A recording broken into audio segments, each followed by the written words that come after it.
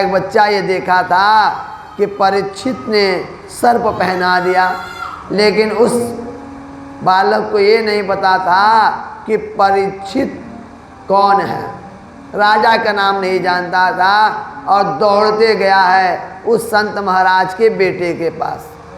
वो जल में स्नान कर रहा था। उससे बोला कि आपके पिताजी के गले में एक राजा ने मरा सर्प पहना दिया।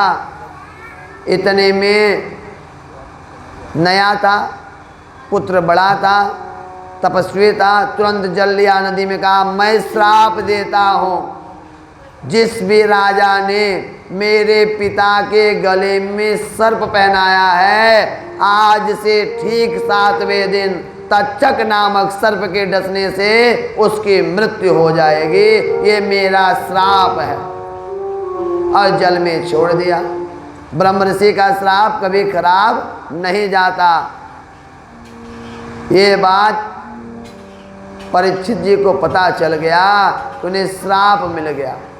इधर घर आए, जब मुकुट रखे परेशान हो गए, मैंने क्यों ऐसा किया, मैंने उस संत के गले में क्यों सर्प डाला। वो समझ गए सारा खेल इसी का है। कहें क्यों ऐसा हुआ? क्योंकि जब परीक्षित जा रहे थे शिकार खेलने, तो मार्ग में उन्होंने देखा, क्या देखा था? एक पैर का बैल। एक पैर का बैल है, उसे एक शूद्र व्यक्ति बैल को मार रहा है। किससे? लकड़ी से। और एक गाय है जो बहुत सुस्त दिखाई पड़ रही है अधमनी से, उसे बार बार लात से पैर से मार रहा है। परीक्षित ने देखा, तलवार निकाला, बोला खबरदार से अगर तूने बैल या गाय को मारा मेरे राज्य में, ऐसा अपराध।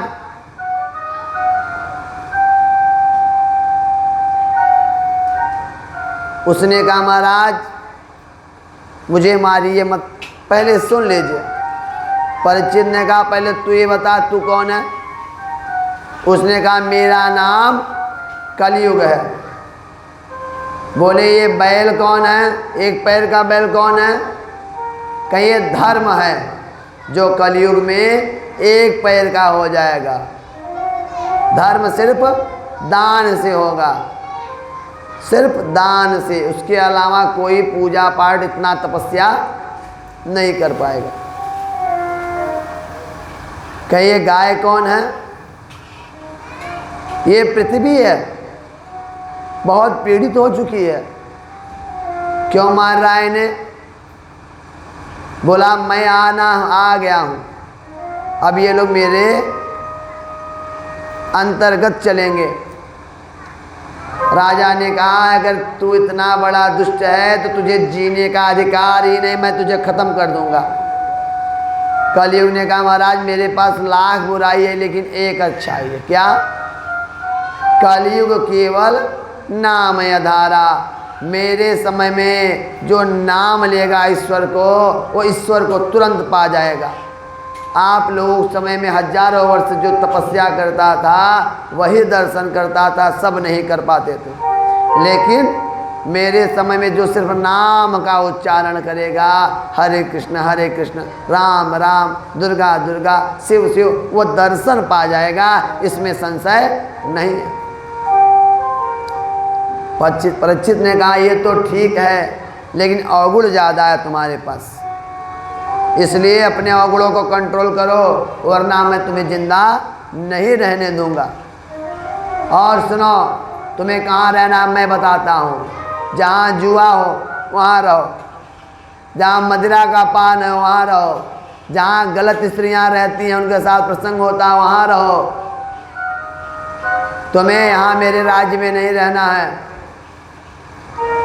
कलयुग ने कहा सब तो पहले से मैंने कब्जा कर लिया है, आप कहाँ दे रहे हो? आप मेरे मन का एक स्थान दो। क्या? स्वर्ण में, मुझे सोने में रहना है। राजा ने कहा ठीक है, जैसे कहा ठीक है, कलयुग तुरंत उनके मुकुट में जाकर समा गया और कलयुग के ही कारण मुनि के गले में सर्प को उठाकर डाल दिया। पहले के लोग बड़े ईमानदार थे। राजा परीक्षित ने अपने तुरंत दरबार लगाए, सारे एक विद्वानों को बुलाया, सबसे बोला कि आखिर अब मैं क्या करूं? मैं इसी क्षण समस्त राज्य को छोड़कर वन में जाना चाहता हूं। तुरंत व्यवस्था हुआ, बोला गया कि ऐसा है, आप सुखदेव मुनि महाराज के मुख से सप्ताह भागवत श्रवण करिए, उसके श्रवण से आपको मुक्ति मिल जाएगी। 7 दिन का समय था। मार्ग में चल दिए परीक्षित, सुखदेव महाराज के पास पहुंच गए।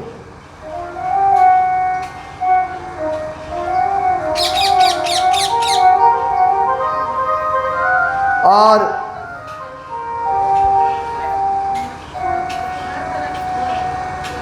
कहें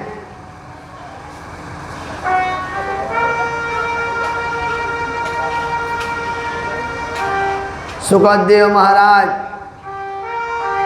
राजा परीक्षित से प्रश्न किए कि आप कथा सुनना चाहते हैं? राजा परीक्षित ने कहा हाँ महाराज, आप मुझे भगवान के 12वें अवतार के बारे में सुनाइए।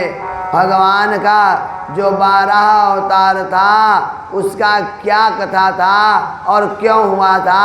भगवान ने 12 अवतार 6वां अवतार क्यों लिया? सुखदेव बड़े प्रसन्न हुए कि अच्छा भक्त मिला है, सही चेला मिला है जो कथा सुनने वाला है। नहीं तो कथा में इधर उधर देखने वाले, बतियाने वाले ज़्यादा रहते हैं, सुनने वाले कम। कहे मुझे बड़ा अच्छा लगा कि तुम पूछ रहे हो, मुझे सुनाने में बड़ा आनंद आएगा, सुनो। उन्होंने कहा कि राजा दक्ष प्रजापति जो ब्रह्मा के मानस पुत्र थे, दक्ष की कन्या थी जिसका नाम था दिति।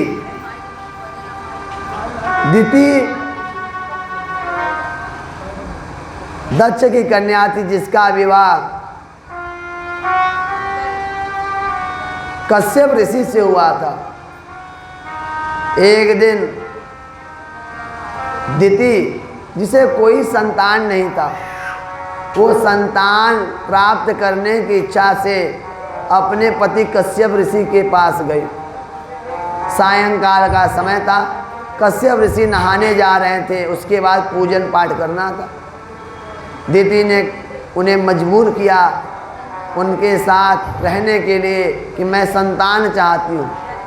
कश्यप ऋषि ने कहा देखो ये पूजा पाठ का समय है, अभी समय इंतजार करो। लेकिन दिति नहीं माने, उन्हें मजबूर की और उन्होंने पत्नी को उसकी इच्छा से उसकी कामना को पूर्ण किया।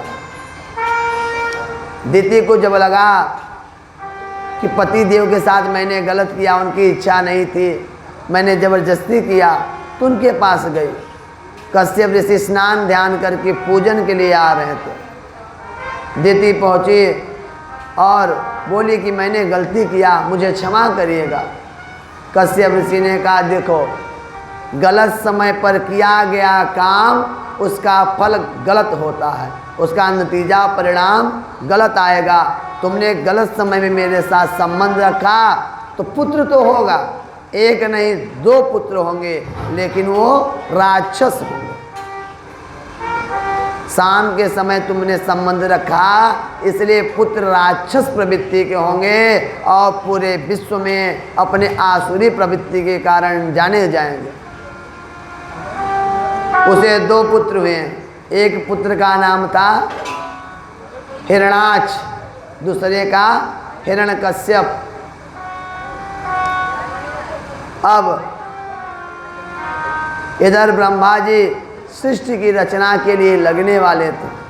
हिरणाक्ष समुद्र के पास गया, बोला आज मैं तेरी गहराई देखूंगा, कितने गहरे हो, तुमसे युद्ध करूंगा।